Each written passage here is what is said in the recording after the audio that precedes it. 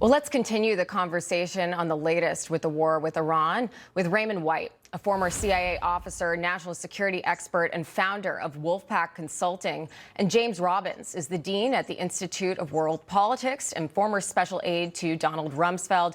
Good morning, gentlemen. Appreciate your joining us this morning. Let's start with you, Raymond. I'd like to play you a clip from Secretary of War Pete Hegseth, who laid out what he believes to be our greatest adversary in this conflict. Let's listen. The biggest challenge, the biggest adversary we face at this point are the reckless, feckless, and defeatist words of congressional Democrats and some Republicans. Raymond, do you agree with the Secretary that our greatest foe in this war is coming from within? Yeah, so good morning, Krisha. Good to see you again, and thanks for having me. I think what we need to realize in this country is that we are actually in a state of war. I think many of our leaders may not necessarily get that point. We have people in harm's way, and so rhetoric counts, and rhetoric's important. And it's important that our leaders gauge what they say and measure what they say, as they are potentially demotivating and demoralizing our troops and our brave men and women that are out there fighting the good fight around the world.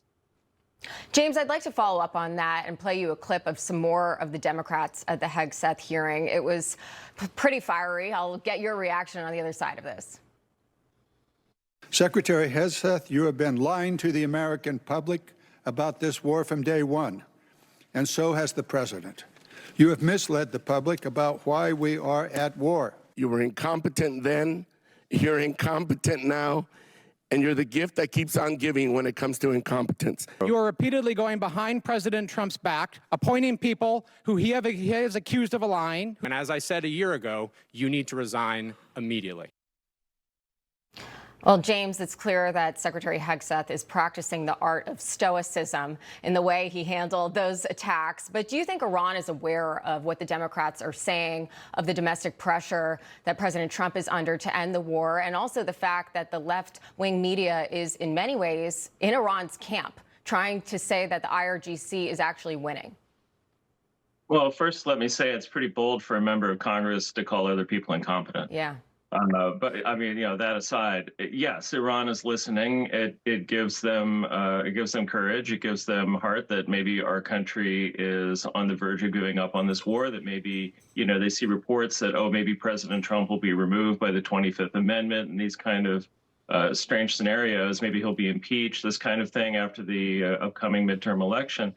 The Iranians hear this and they think, great. All we have to do is wait out the United States. All we have to do is survive, and we're going to win.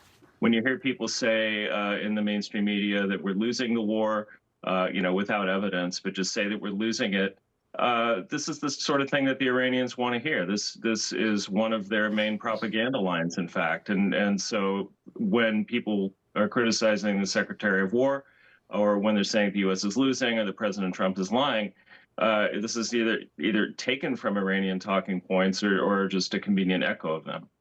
Playing right into the hands of the IRGC.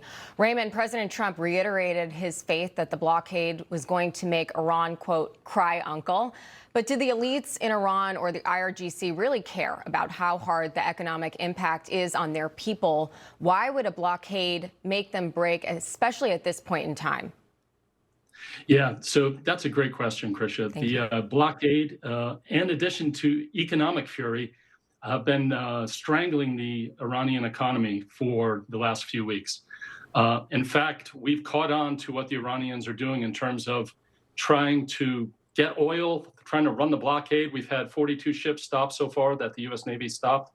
And what we've seen actually today, surprisingly, is yet another tactic on Iran's side.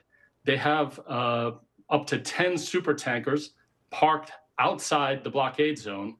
And what they've been doing is spoofing the transponders. So in fact, they're making these ships appear as though they're in Basra, which is right next to Iran in Iraq, and is a major oil port. And then they're loading them up in Iran and then turning their transponders back on. And this kind of deceit is not going to cut it, especially in today's day and age with open source information, but as well as intelligence.